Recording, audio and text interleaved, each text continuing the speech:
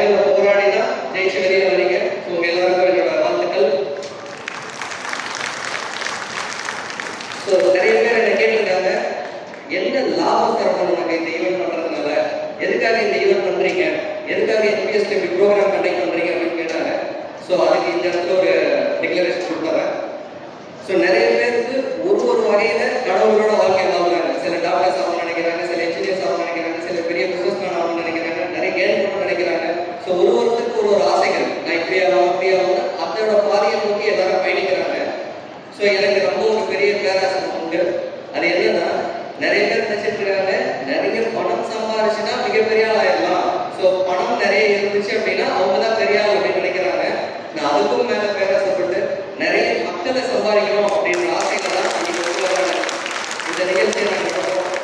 So இந்த நிகழ்ச்சி பார்த்தீங்கன்னா ஒரு மாவட்டத்திலிருந்து 250 சாதனை பெண்கள், சேவை மனப்பான்மையோட பெண்களை நாங்கள் தேர்ந்தெடுக்கிறோம். இந்த மாதிரி கிட்டத்தட்ட 40 மாவட்டத்தை கனெக்ட் பண்ணும்போது கிட்டத்தட்ட 10,000 பெண்கள் இந்த மாதிரி தொடர்ச்சியாக சிறப்பிக்க போகிறோம். இந்த ப்ரோக்ராம் நீங்கள் பயன்படுத்தி கொடுத்துருக்கீங்க. இது எவ்வளவு கன்சிஸ்டண்டாக நடக்கிற ஒரு ப்ரோக்ராம். ஸோ எதுக்காக இந்த ஒரு ப்ரோக்ராம் அப்படின்னா, இன்னைக்கு நல்லது பண்ணணுன்ற எண்ணம் எல்லாருக்குள்ளேயும் இருக்கு. யாரும் யாருக்காவது நல்லதே பண்ணக்கூடாது எண்ணம் இருக்கா? ஸோ எல்லாருக்குமே நல்லது பண்ணணுன்ற எண்ணம் இருக்கு. ஆனால் எப்படி பண்ணணும், எங்கே பண்ணணும், யார் மூலியமா பண்ணணுன்ற ஐடியா இருந்தாலும் அதோட பாதையை நம்ம போகாததுனால பற்றி நம்ம யோசிக்க மாட்டோம். ஸோ அதற்கான ஒரு பாதையை உருவாக்கணும் அப்படின்றதுக்காக தான் இந்த நிகழ்வு நம்ம கொண்டு வந்திருக்கோம். ஸோ இது எல்லாரும் கனெக்ட் ஆகிட்டு நிறைய சோஷியல் ஆக்டிவிட்டிஸ் அடுத்து தொடர்ச்சியாக நம்ம சேர்ந்து செய்ய போகிறோம். ஒரு விஷயத்த நான் நம்புறேன், என்ன அப்படின்னா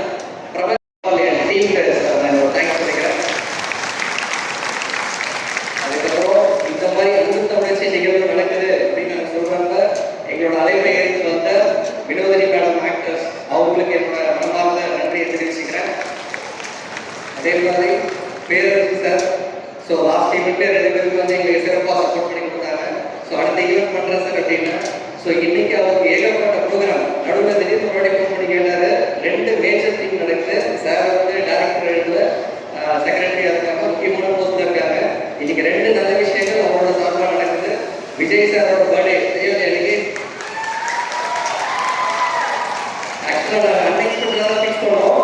இன்னொரு விஷயம் என்ன தெரியுமா, விஜய் சார் நம்ம பக்கத்துல தான் நிற்கிறாரு.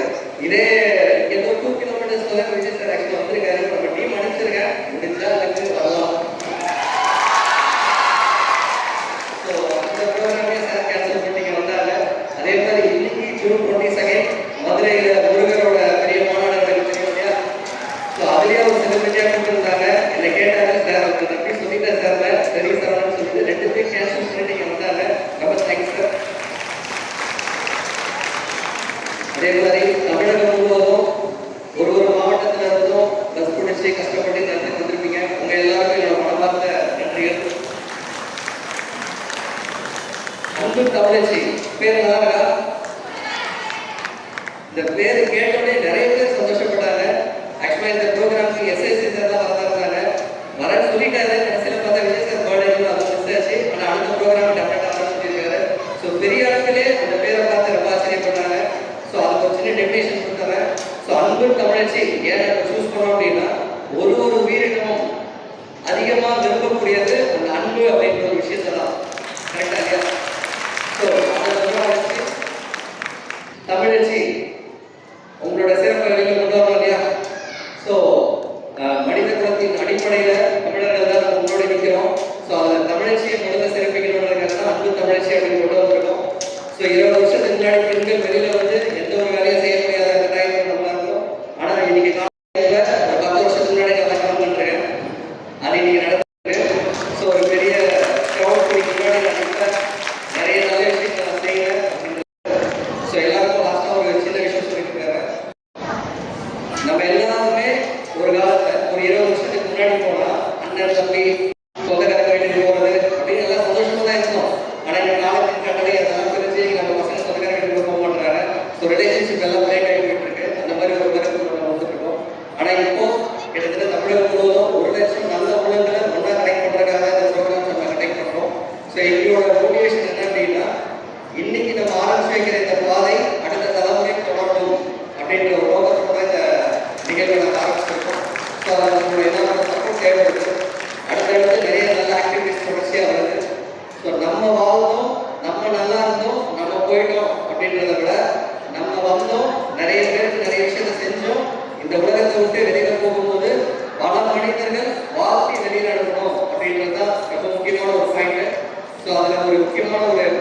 குழந்தையாக வள்ளலார் கேள்விப்பட்டிருக்கீங்களா?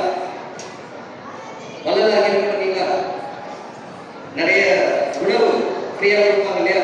அது ஆக்சுவலா எனக்கு ஒரு சென்டிமெண்டா, அதாவது நிறைய பேர் வந்து சிலர் வந்து டாக்டர்ஸ் அவங்க நினைச்சாங்கன்னா அதை சிங்க் படிப்பாங்க, ஆக்டர்ஸ் அவங்க நினைச்சாங்கன்னா அதை சிங்க் படிப்பாங்க. நானும் அந்த மாதிரி ஒரு ஆக்டர் அப்படின்னு சொல்லிட்டு அந்த மாதிரி இப்போ நாங்கள் கசியாவோட தொழிலை ஸ்டார்ட் பண்ணுறப்ப அங்கே ஒரு சீக்வன்ஸ் ஆக்சுவலா என் லைஃப்ல நடந்திருக்கு. என்ன அப்படின்னா, வள்ளலார் குழந்தையா இருக்கிறவர் எங்க இருந்தாருன்னா பொன்னேரி சின்னகாவனத்துல இருந்தார். ஆக்சுவலா பொன்னேரி சின்னகாவனம் போனீங்கன்னா இப்பயும் வள்ளலாரோட கோவில் அந்த இடத்துல இருக்கு. ஸோ அதே இடத்துல தான் நானும் குழந்தையா போனேன். ஸோ அதே பொன்னேரியில தான் அது ஆக்சுவலா போயிடுச்சு. நான் சில விஷயங்கள் பண்ணிக்கிட்டு இருக்கேன். இந்த மாதிரி கசியாரோட ஒரு ப்ராஜெக்ட் பண்றாங்கன்ற கேள்விப்பட்டு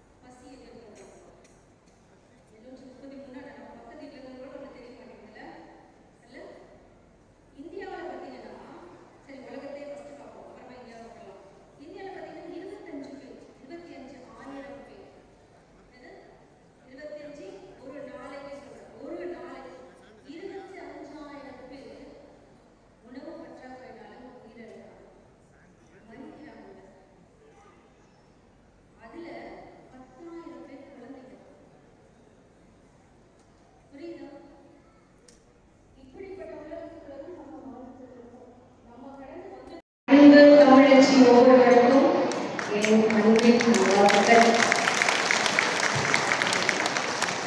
நீங்க எவ்வளவு சாதனை பெண்களை பார்க்கும்போது ரொம்ப சந்தோஷமா இருக்கு.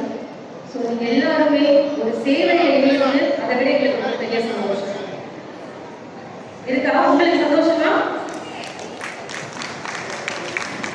சரி, ஒரு சின்ன கேள்வி. என்ன, உங்க வாழ்க்கையில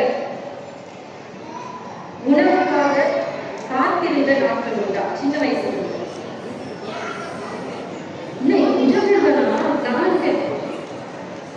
சாப்பாடுக்காக காத்திருந்த நாட்களே எல்லாரும். சரி, அடுத்து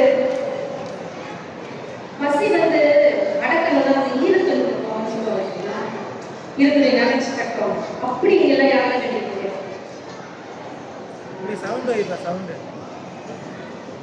ரொம்ப சந்தோஷம் உங்களை பார்த்ததுல. அதுல நானும் உறுதியா இருக்கிறதுல ரொம்ப சந்தோஷப்படுறேன்.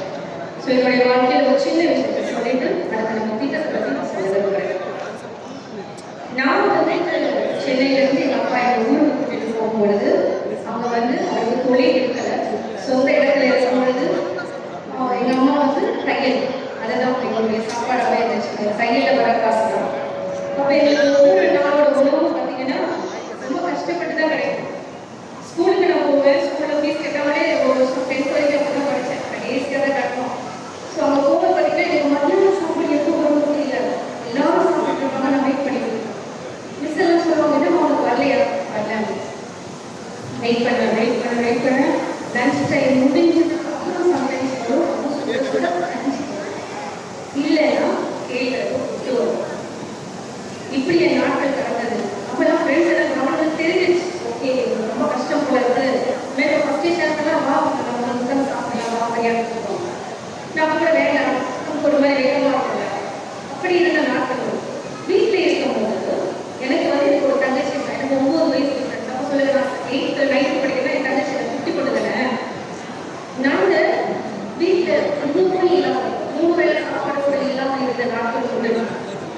அது பார்த்துட்டு கொஞ்சம் 5th ஸ்டாண்டர்ட் மாதிரி தெரியும், காமிக்க மாட்டோம் இல்லையா? நிறைய பேர் இருக்கிறதால அப்போ அந்த நேரத்தில் எங்களுக்கு உணவு கிடைக்காதா அப்படின்னு ஏங்கிக்கிட்டு இருக்கும் பொழுது ஒரு பாட்டி வரும், சத்துணவு சமைச்சிட்டு இருக்கிற பாட்டி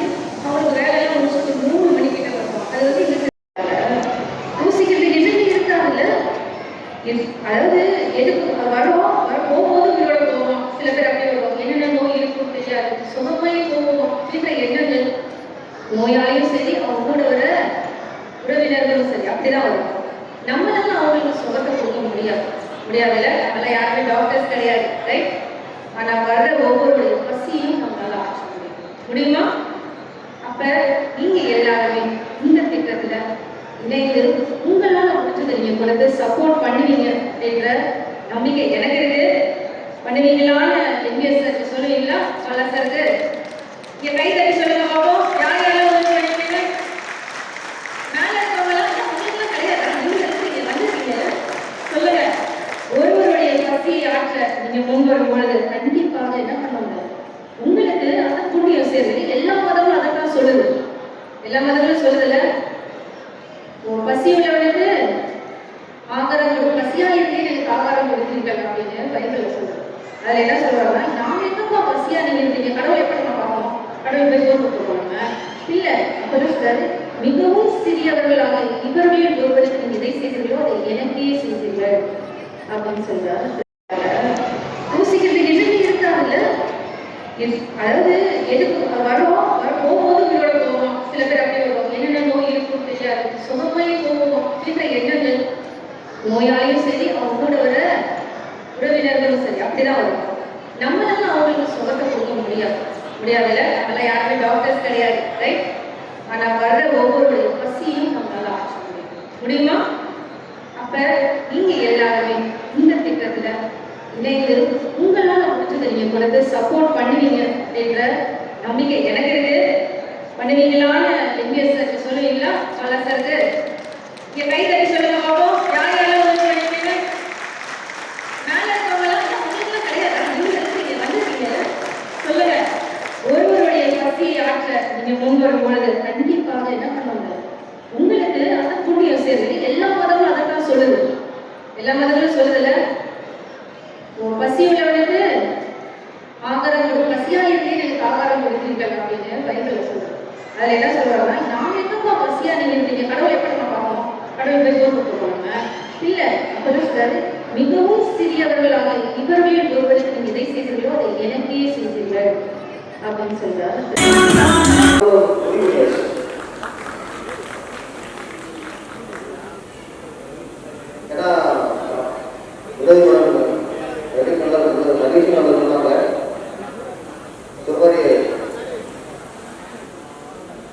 அன்பு சிநேகியும் இருக்கலாம், அன்பு சகோதரியும் இருக்கலாம், எத்தனை இருக்கலாம், அன்பு மகளியும் இருக்கலாம். அது எந்த சொன்னாலும் சரி, அந்த தாமதச்சே இல்லை, அது ஈடு இல்லை. ஏன்னா அது எல்லாமே அடங்கும். அப்படிங்கிறத பெருமை, பாசம், அன்பு, வீரம், பண்பாடு, கலாச்சாரம் எல்லாமே அடங்கதான் தமிழ். ஆனா இந்த பேரை தேர்ந்தெடுத்தே கொஞ்சம் பாசம் போராடணும். நீங்க பாருங்க, இது அங்குதமுக்கு படம் தான் வரலாம். இப்படி எதிர்த்து வந்துருக்கேன் நானே தான் மாநிலத்தை வரும்போது ஒரு சாங் போட மாட்டீங்களா? இருக்கும் அது ஒரு இடத்தினால் பேச்சிருக்கும் பாடல். இந்த படம் இருக்கும்போது ஒரு சில எம்ஜிஆர் அவர்களுக்கு திமுக இருந்தார். திமுக ஆக்சுவலி கருத்து என்னன்னா, 3 எழுத்து 3 இருக்கும், அது முடிஞ்ச திமுக நினைச்சுதான் எழுதுறது. ஆனா திமுக படத்தை போட முடியாத, ஆனா லாஸ்ட்ல அதை கடமைன்னு வாங்கிட்டு சமாளிக்கிறது. அதே மாதிரி பாலசனம் வரும்போது 3 எழுத்து 3 இருக்கும், அது முடிந்தவர்களால் பேசியிருக்கும், கடமை நல்ல அது சமாளிக்கும். என்பிஎஸ் அது கருத்து. என்பிஎஸ் 3 எழுத்து 3 எழுத்து 3 இருக்கும், அது முடிந்தவர்களால் பேசியிருக்கும், அது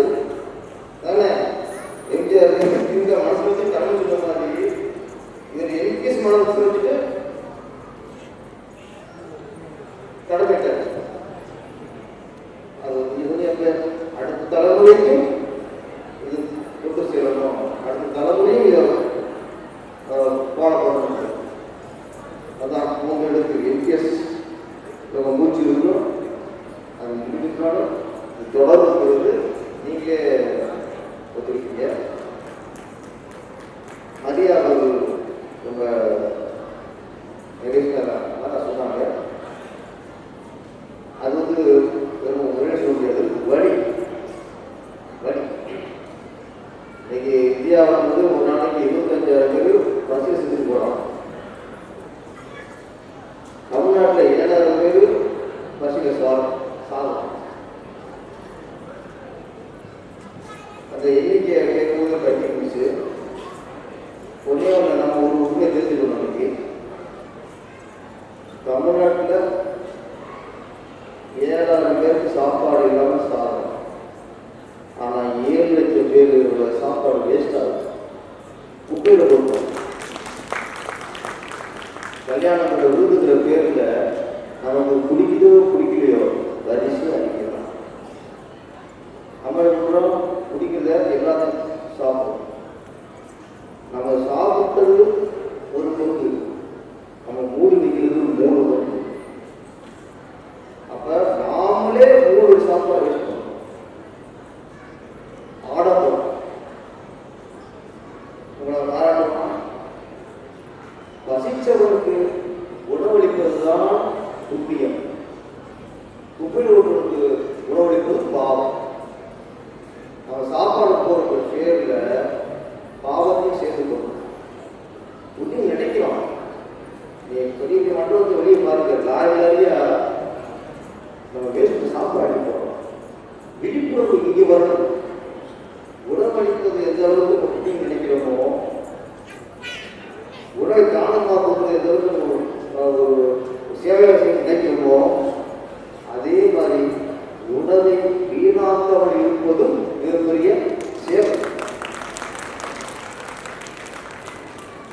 இந்த ஆணை பொறுத்தவரை உணவை குப்பையாக்குறது மாதிரி ஒரு மோசமானது இருக்கும். வளர்க்கணும் எதை குப்பையாக்கணும்? பால் பாக்கெட் இருக்கு. பாலை நம்ம உணவாக்கிறோம்.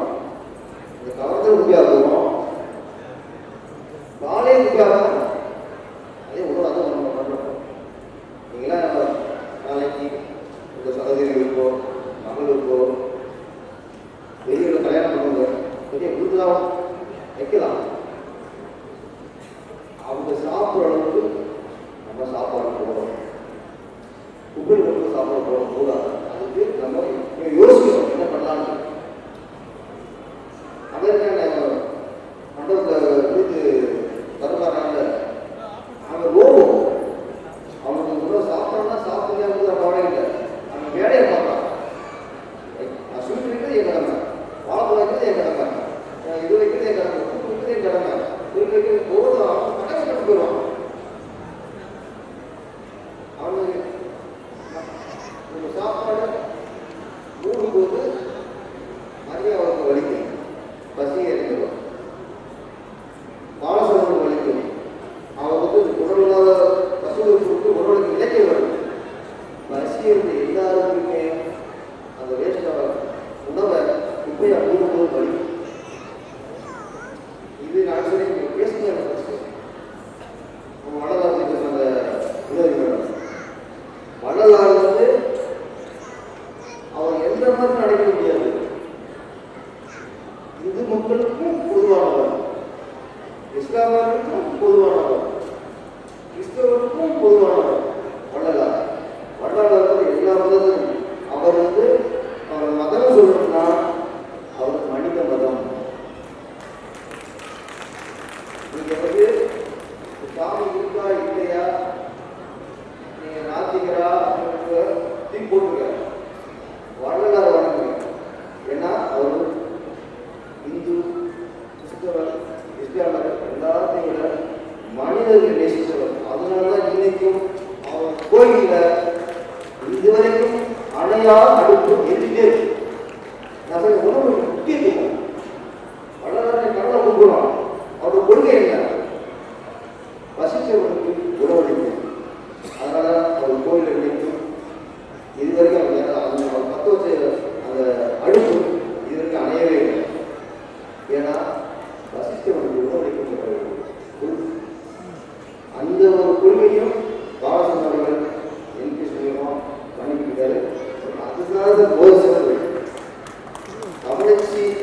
இருக்கிறத இல்லை பசித்தவனுக்கு உணவு பிடிக்கல அந்த உணவு வந்து பல லட்சம் பேருக்கு சொன்னாங்க. அதாவது உதவி செய்ய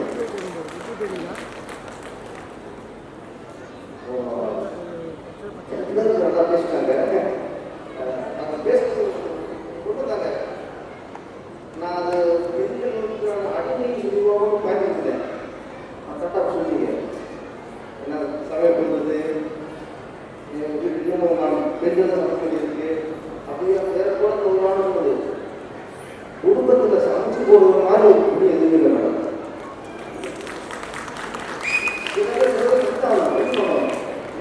பரதநாட்டியம் அடிச்சு அடுத்து ஆட போகுது. பரதநாட்டியத்திலே 2 நாள்னா தான் பாத்திரம் இருக்கும். ஆனால் ஆமை அழகு இருக்கும். இந்தியாவில் எப்படி பரதநாட்டியத்தை 2 நாள்னா ரசிக்க முடியுமோ அதே மாதிரி சமையல் கொஞ்சம் நேரத்தை ருசிக்க முடியும். இப்போ நான் வந்து என்ன பண்ணிருக்கேன், என் பொண்ணே அப்பா என்னப்பா தேவையான அதனால அடுப்பு பெண்களுக்கு படிப்பதற்காக சரிங்களா பேசிக்கலாம்.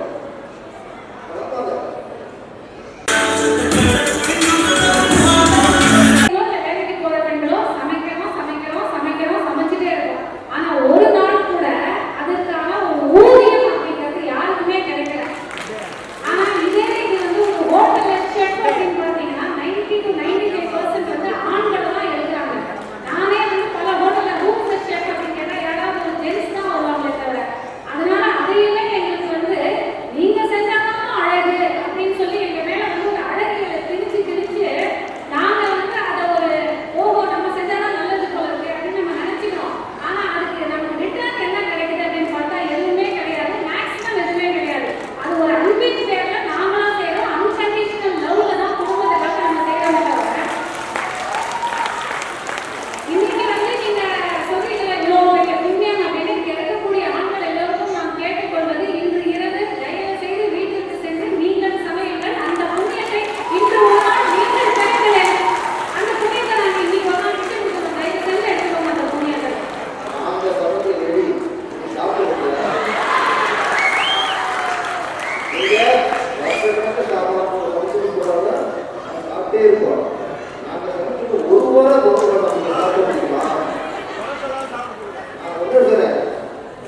அவங்க என்ன கேட்டாங்கன்னா நாங்கள் சமைக்கிட்டே இருக்கீங்க இதுக்கான ஊதியம் இல்லைன்னாங்க. ஒரே ஊதியம் நாங்கள் எங்க அப்பா கல்யாணம் பண்ணிட்டாரு. இவருக்கா பெற்றுட்டாரு. எனக்கு இப்போ 40 வயசு ஆயிடுச்சு. அவங்க அம்மா வந்து 80 வயசு ஆயிடுச்சு. இவருக்கு 60 ஆயிடுச்சு. எங்கள் அப்பா வந்து அவங்க அம்மா வந்து 10 கம்மி. ஆனால் சாப்பிடும்போது சொல்றது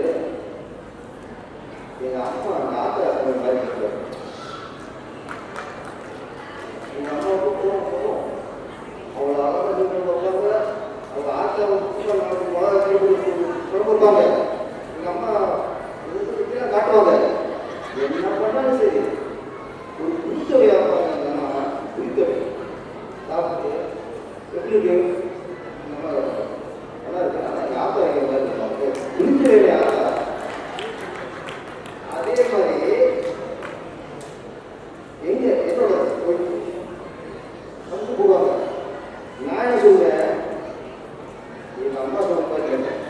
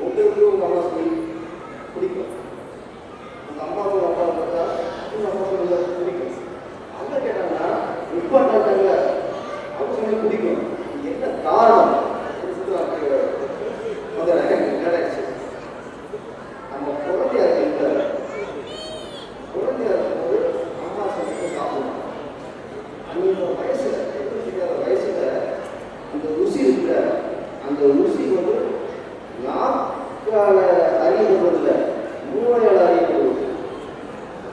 அந்த ருசியின் டேஸ்ட் மூளையில் பதிவாயிடும். அதனால தான் உலகத்தை எல்லாருக்குமே யார் செய்ய பிடிக்கும்னா எங்கள் அம்மா செய்ய பிடிக்கும். காரணம்னா தாயின் சமையலின் ருசி மூளையில் பதிவாயிடுது. ஆனால் எல்லா அம்மா பிடிக்கும். இதுக்கு 10 கோடி 200 கோடி நடிக்கிறவங்க 300 கோடி ஊழியத்துக்கு இணையாகாது. நாங்கள் சொல்ற உங்கள் அம்மாவோட சமையல் மாதிரி வார்த்தை என்ன, சிலதுலாம் கணக்கே பார்க்கக்கூடாது. இது ஆண்டவோட கணக்கு, ஆண்டவோட கணக்குலாம் எங்கேயும் எதுவுமே இல்லை. அவங்க சொல்ற மனைவிப்பாங்க, கணவன் பொருட்கள் இருக்காது, மனைவிக்கு பொருட்கள். மனைவினா கேள்வி, மனைவினா அவள் வீட்டுக்கானவள், குடும்பத்திற்கானவள். இல்லத்தரசி சொல்றாங்க, இல்லத்தரசன் எங்க இருக்கீங்களா, நான் வீட்டுக்கு லைன்ல இருக்கேன். இல்லத்துக்கு அரசு பெண் தான், இல்லத்தரசை பார்த்து மாட்டாங்க. நாங்கள் லாய்க்கல, நாங்கள் வந்து எங்க வைக்கிறோம். இல்லத்துக்கு அரசிக்கிறோம், மனைவிக்கிறோம், வாழ்க்கை துணைய நாம முன்னெடுத்துவான். எங்க புரிஞ்சுக்க இவரை வாழ்க்கை துணை, வாழ்க்கை மனைவி பார்க்க, வாழ்க்கை துணை சொல்ல மாட்டாங்க. அதனால பெண்கள் மேல பெருமையான விஷயம் உள்ளது எதுவுமே இல்லை. அது ஒரு தமிழச்சிக்கு ஈடுடைய எதுவுமே ஈரத்துக்கும் பாசத்துக்கும் அன்புக்கும் எல்லாத்துக்கும் இருக்கிற தமிழச்சி. இன்னொன்று எல்பிஎஸ், இன்னொரு அது யூஸ்வல் எல்பிஎஸ்லாம் அவங்களுக்கு தெரியாது. சொல்றேன் என் பால தரம் புஷ்டு போட்டீங்களா, இது ஒரு அணைக்கிட்டு அதுக்கு டேட்டா இருக்கு. என் பால தரம் இது எதை வச்சு எப்படி ஏமாத்துறது? நம் பாரத சேவை, நம் பாரத சேவை. சார் நான் சொல்றேன் எல்பிஎஸ் நம் பாரத சேவை ஒன்று நேஷனல் பெஸ்ட் சர்வீஸ். அப்போ தொடர்ந்து செய்யணும். இந்த விருது வந்து வெறும் ஒரு முடிக்காது, பெண்கள் சப்போர்ட் பெண்களுக்கான ஒரு அதிகம் பொருள் கொண்ட பெண்கள் வந்து ஆண்கள் வந்து பெண்கள் பாதுகாப்பாங்க, பெண்கள் வந்து சமூகத்துக்கு பக்குவமானவர். நன்றி, வணக்கம்.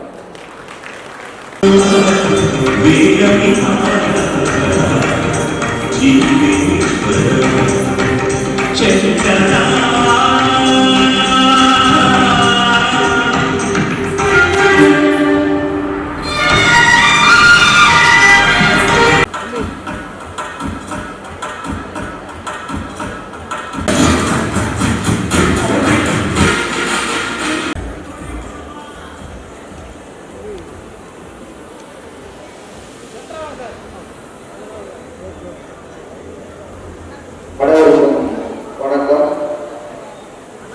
ரொம்ப சந்தோஷமா இருக்கு இன்னைக்கு உங்களை பார்க்கறதுல. கொஞ்சம் கேளு, கொஞ்சம் கேளு எல்லாம். அன்பு தமிழச்சி விருது வழங்கும் விழா சில மாதத்துக்கு முன்னாடி இதே நிகழ்ச்சி நடந்தது. அதில் நான் கலந்துக்கிட்டேன். அன்னைக்கு இருந்ததை விட இன்னைக்கு 4 மடங்கு இன்னைக்கு கூட்டம் ஜாஸ்தி. அது பெருமையா இருக்கு. ஏன்னா இதுதான் ஒரு ஆரோக்கியமான வளர்ச்சி. நான் இன்னைக்கு கூட்டத்தை பார்த்தோன்னே ரொம்ப பெருமையா இருந்துச்சு. நம்ம அன்பு பாலசரவணன் சொன்ன மாதிரி இன்னைக்கு 2 நிகழ்ச்சி. ஒன்று துப்பாச்சி படத்தின் மூலமா எனக்கு வாய்ப்பு கொடுத்து எனக்கு பெரிய வாழ்க்கை கொடுத்தவர் தளபதி விஜய் அவர்கள். அவருக்கு இன்று பிறந்த நாள். உங்கள் மூலமா உங்கள் முன்னிலையில் அவர்களுடைய பிறந்த வாழ்த்துக்களை தெரிவிச்சுக்கிறேன்.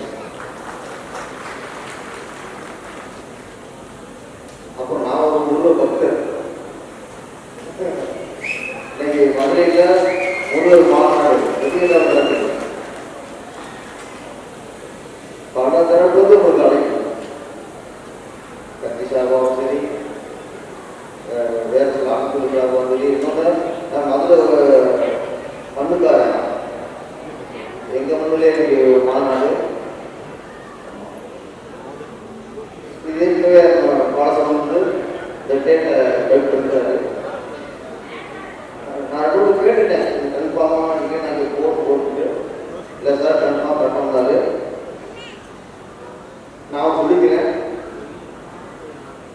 முருகன் மாநாட்டுக்கு போகிறத விட இந்த கலந்து எனக்கு பெருமையான விஷயம்.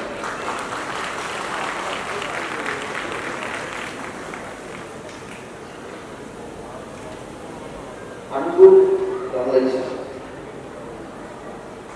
உலகத்திலே மிக வலிமையானது அன்பு. அன்புங்கிறது மனிதனுக்கு மட்டும் இல்லை, விலங்குகளுக்கு, பறவைகளுக்கு, எல்லாத்துக்கும் அன்பு. அன்பெல்லாம் உலகம் இல்லை. உலகத்திலே இருக்க வலிமையானது அன்பு. உலகத்திலே இருக்க பெருமையான விஷயம், பெருமையானது என்னன்னா